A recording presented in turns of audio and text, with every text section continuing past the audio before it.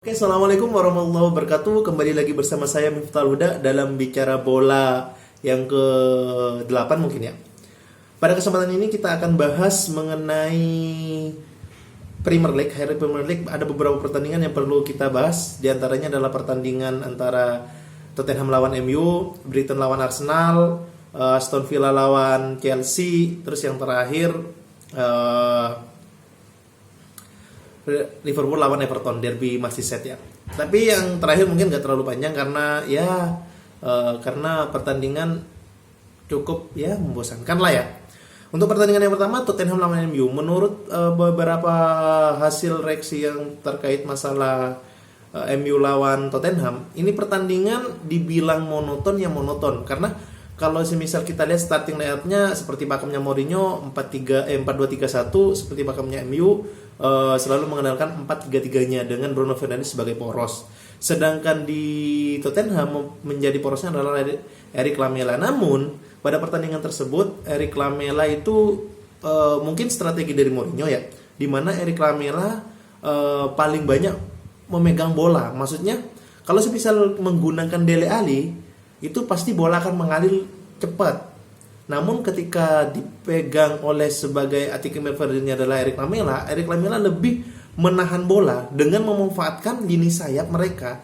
Brinton sama Bergingen sama satunya lagi Son untuk masuk ke dalam, untuk menembus ke dalam. Alhasil ketika itu terjadi, pemain anyar dari Tottenham Hotspur mampu mencetak gol, bahkan De Gea tidak mampu untuk menahannya. Hal ini menandakan bahwa strategi Mourinho untuk bertahan dan melakukan counter attack itu sangat berjalan bagus, teman-teman. Namun, tidak menutup kemungkinan MU tetaplah MU walaupun pada awal musim terseok-seok. Namun ketika kehadiran Bruno Fernandes itu memberikan warna berbeda. Memberikan warna yang sangat bagus untuk MU. Dengan aliran bola yang sangat bagus dari lini tengah, ditambah masuknya Paul Pogba, yang mana Paul Pogba jarang bermain. Namun dengan menggantikan Fred lini tengah, Paul Pogba menjadi pemain lini tengah sebagai box to box. Dia memerankan perannya sangat bagus. Alhasil dia mendapatkan peluang yang harus sengaja dijatuhkan oleh Eric Dier sehingga menghasilkan penalti bagi MU. Sehingga MU mampu membuat gol melalui titik penalti dari Bruno Fernandes. Dari skor 1-1, permainan agak sedikit monoton dari sisi penyerangan dari Tottenham maupun sisi penyerangan dari MU. Sehingga pada saat sisa pertandingan setelah skor 1-1, permainan sedikit agak membosankan sehingga bisa dibilang pertandingan ini wajarlah untuk mendapatkan hasil imbang antara kedua tim. Dengan begitu, posisi ini memungkinkan untuk tim lain bisa naik, yaitu Arsenal pada pola pemikiran fans Arsenal. Namun, kita beranjak ke pertandingan Arsenal lawan Brighton. Cukup mengejutkan sekali pertandingan tersebut karena Brighton menurut saya mendapatkan gol yang jatuh dari langit ya. Kedua gol jatuh dari langit. Yang pertama, permainan Arsenal cukup bagus, umpan 1-2-nya cukup bagus, namun pada saat finishing touch-nya tidak menghasilkan gol dari Aubameyang. Dan Aubameyang menurut saya permainannya cukup lah, gak terlalu bagus lah pada saat pertandingan tersebut. Beberapa peluang dia ciptakan, namun yang namanya pertandingan, sepak bola tetap sepak bola. Walaupun Arsenal mencetak gol terlebih dahulu, namun mampu dibalas oleh pemain dari Brighton. Bahkan gol yang pertama dari Brighton itu blunder. Bahkan menurut saya gol dari langit lah. Di menit terakhir pun karena mungkin fighting spiritnya sudah bagus ya dari Brighton, akhirnya dia mampu membuat keunggulan menjadi 2-1 pada menit 94, walaupun ada insiden di belakang pertandingan antara pencetak gol Romoy sama Gondozi. Itu tidak tidak membuat pertandingan tercoreng. Namun ya mungkin ada toleransi atau bahkan pelanggaran lebih untuk Gondozi. Dengan posisi 2-1 membuat klasemen Arsenal tetap di posisinya, yaitu peringkat 10 pada dasarnya.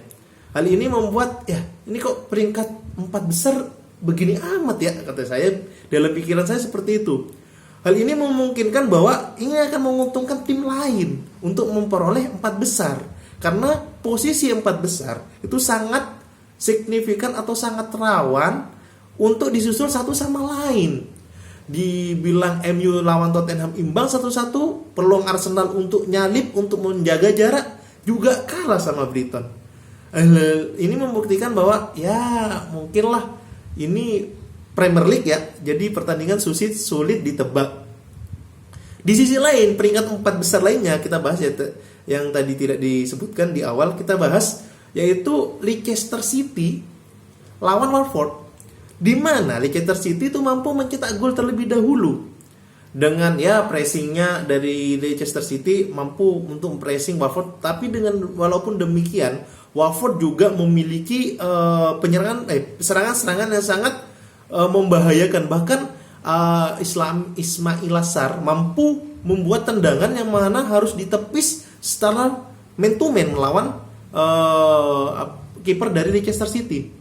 Namun kecemerlangan dari pemain Leicester City mampu mencetak gol terlebih dahulu melalui Ben Chilwell. Ben Chilwell ini bagus sekali tendangannya ke pojok kiri gawang dari Watford, dan tendangannya sangat melesat, gitu, langsung gol. Hal ini menutup kemungkinan bahwa Leicester bakal menang nih. Tapi tidak dulu, ini Premier League. Pertambahan waktu extra time setelah 90 menit bermain itu mampu dimanfaatkan oleh Watford, sehingga pada menit 90+3 itu mampu menyamakan kedudukan. Sehingga ya Watford mampu bermain imbang dengan Leicester. Nah, dengan imbangnya Watford, dengan kalahnya Arsenal, dengan imbangnya MU dan Tottenham, ini menguntungkan tim lain, yang mana pada pertandingan tadi malam, yaitu Chelsea lawan Brighton. Nah, Chelsea lawan Aston Villa.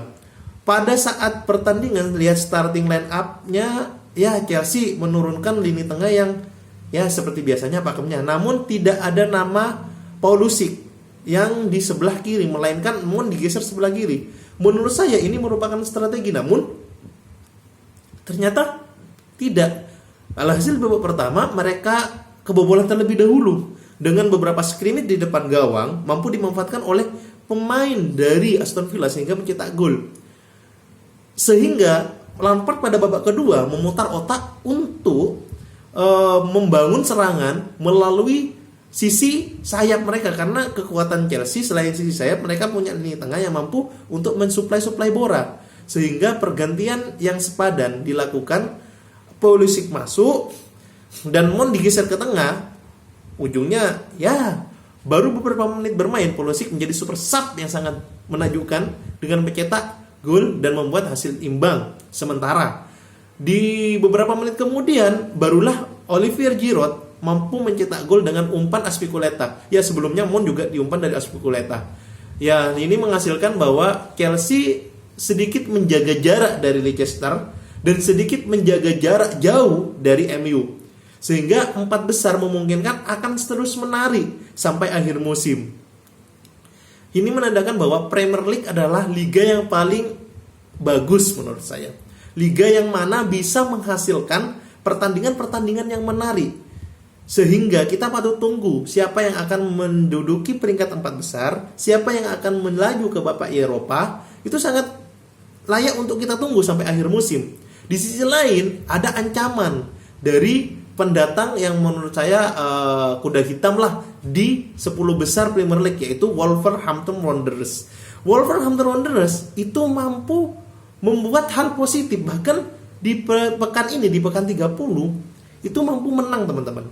Ini menandakan adalah warning bagi tim yang biasanya masuk di jajaran 4 besar, menjadi warning bahwa ada tim sekelas kuda hitam Wolverhampton Wanderers. Kita patut tunggu seberapa besar gebrakan yang dilakukan oleh tim Wolverhampton Wanderers ataupun tim sekelas Sheffield United. Bisa jadi karena Sheffield United walaupun kalah lawan Newcastle United karena kartu merah ya yang diterimanya sehingga kebobolan 3-0 di akhir musim, itu tidak masalah karena di mana Sheffield United masih membayang-bayangi peringkat 5 yaitu Manchester United. Juga pula Wolverhampton Wanderers juga membayang-bayangi dari Manchester United. Ini membuktikan bahwa Liga Inggris adalah liga yang sangat bagus. Terakhir, sebelum highlight Premier League ini ditutup, pertandingan Everton lawan Liverpool. Tentu jelas di atas kertas Liverpool menjadi favorit di sini. Namun perlu kita lihat bahwa inilah Premier League, inilah Liga Inggris, yang mana klub yang semejana Liverpool itu bisa saja kehabisan bensin atau kehabisan taktik untuk mencetak peluang, bahkan mencetak gol. Hasil pertandingan tadi malam ya menurut saya lah lumayan lah untuk sebagai hiburan tengah malam. Namun ya sepak bola tetaplah sepak bola. Hal ini menjadikan yang menarik. Dengan imbangnya Liverpool membuat City lebih semangat lagi untuk kedepannya, membuat tim lain lebih semangat juga untuk menjadi the big four atau memegang peran kemenangan untuk melaju kualifikasi atau pertandingan di Liga Eropa. Mungkin itu aja highlight pada kesempatan kali ini, kurang lebihnya Muhammad. See you guys, sampai bertemu di highlight atau review setelah bola-bola yang akan dipertandingkan di pekan-pekan selanjutnya. See you guys.